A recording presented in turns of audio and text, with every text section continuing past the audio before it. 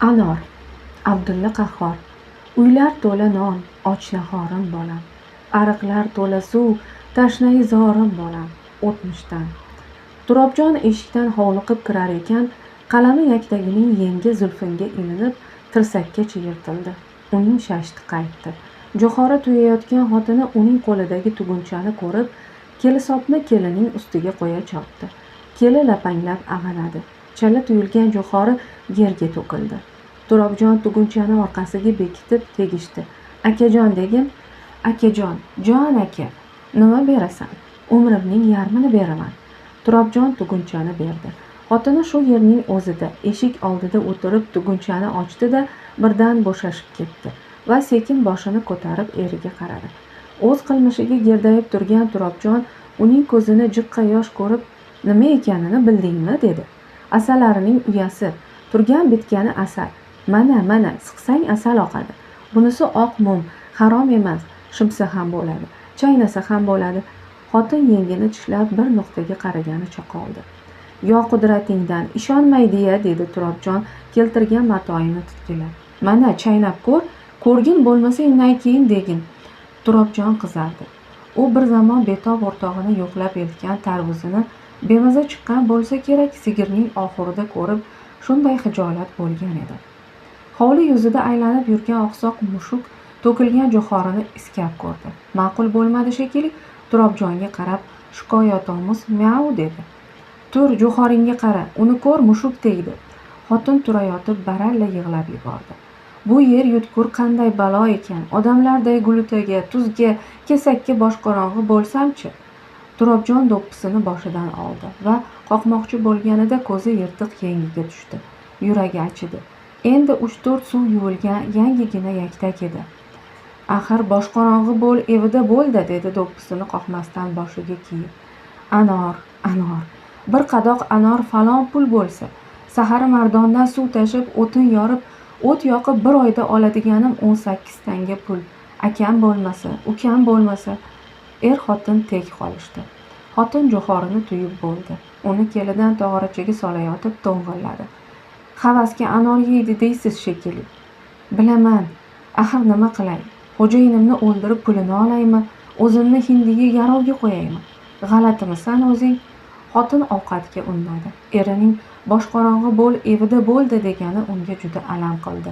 Xo'rligi keldi, o'pkasi to'ldi. Ovqat pishdi. Qozonning zangi chiqib qoragan go'jaga qatiq ham rang kirgizolmadi. Turobjon 2 kosa ichdi.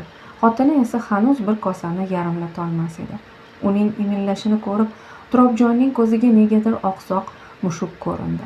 Mushuk yirtilgan yengini esiga tushirdi. Avzoyi buzildi.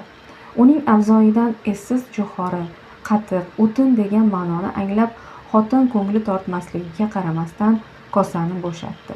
Ammo darhol tom orqasiga o'tib, ko'zlari qizargan, chakka tomirlari chiqqan holda qaytdi.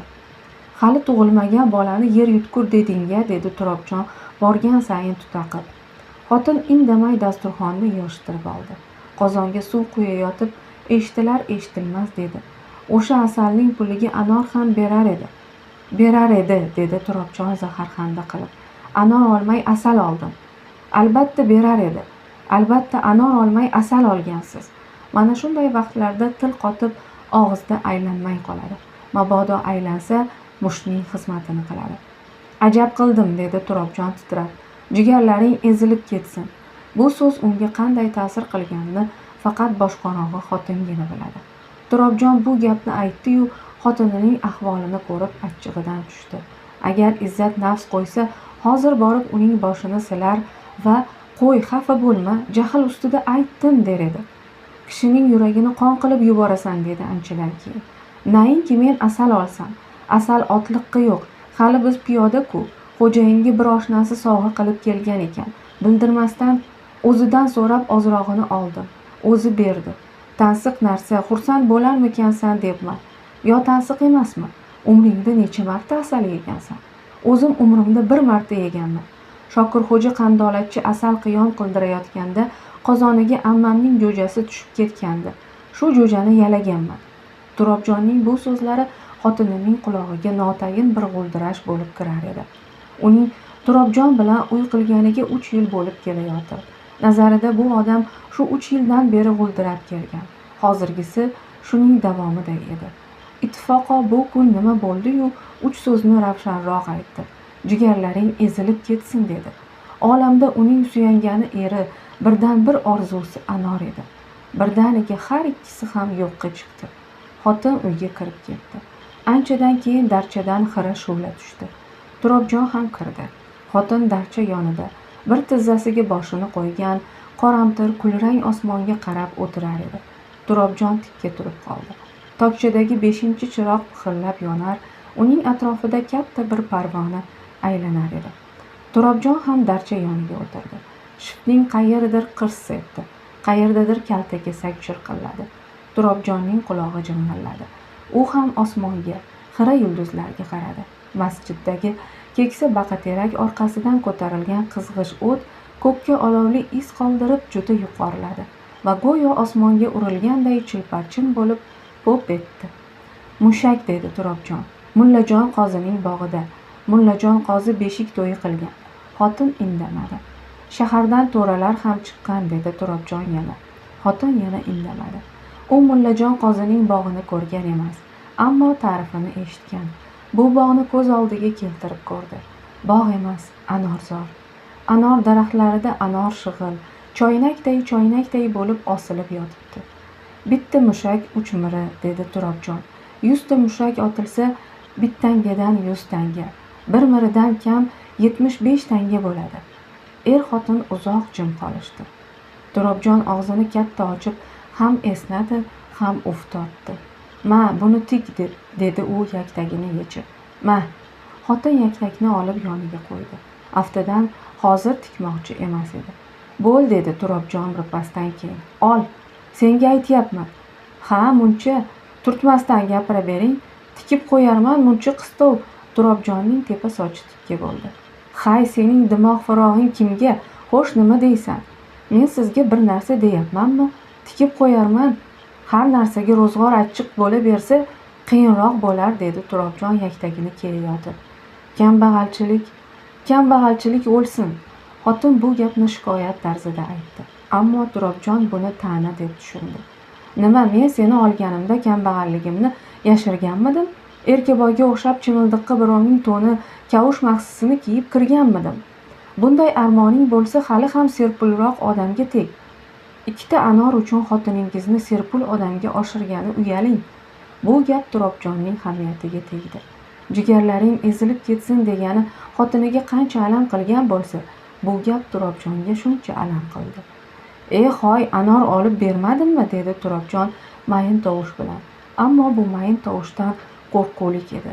"Sira anor olib kelmadimmi?" "Yo'q" dedi xotini birdan boshini burib. Turobjonning boshi g'ovlab, ko'zi tindi. "O'tgan bozor kuni yegan anoringni o'ynashing olib kelganmidi?" "O'ynashim olib kelgan edi." Turobjon bilolmay qoldi. Xotinining yelkasiga tepib, so'ngra o'rnidan turdimi yo turib keyin tepdimi? O'zini obrezning oldida ko'rdi. Xotin rangi oppoq, ko'zlarini katta-katta ochib unga vahimali nazar bilan qarar va boshini chayqab pichirlar edi. Qo'ying." Turobjon uydan chiqib ketdi. Birpasdan keyin ko'cha eshigi ochilib yopildi. Xotin uzoq yig'ladi. Eriga qattiq gapirganiga pushaymon bo'ldi. O'zini qarg'adi. O'lim tiladi. Yig'idan tolib tashqariga chiqdi. Qorong'i, uzoq yaqinda itlar hurar edi. Ko'cha eshigini ochib u yoq bu yoqqa qaradi. Jimjit. Guzar tomonda faqat bitta chiroq miltillar edi. Samovarlar yotgan. Qaytib uyga kirdi. Tom orqasida xo'roz qanot qoqib qichqirdi. Ko'cha eshigi ochildi. Xotin to burilib qaraguncha Turobjon katta bir tugunni orqalab kirib keldi. U tugunni uyning o'rtasiga tashladi. Bir choyshab anor har tomonga yumalab ketdi. Bir nechasi obrezga tushdi. Turobjon xotiniga qaradi. Uning rangini ko'rib xotin qo'rqib ketdi. Bu qadar oqargan. Turobjon o'tirib peshonasini ushladi. Xotini yugurib oldiga keldi va yelkasiga qo'lini qo'ydi. "Qayoqqa bordingiz?" dedi entikib. "Nima qildingiz?" Turobjon javob bermadi. Uning vujudi titrar edi.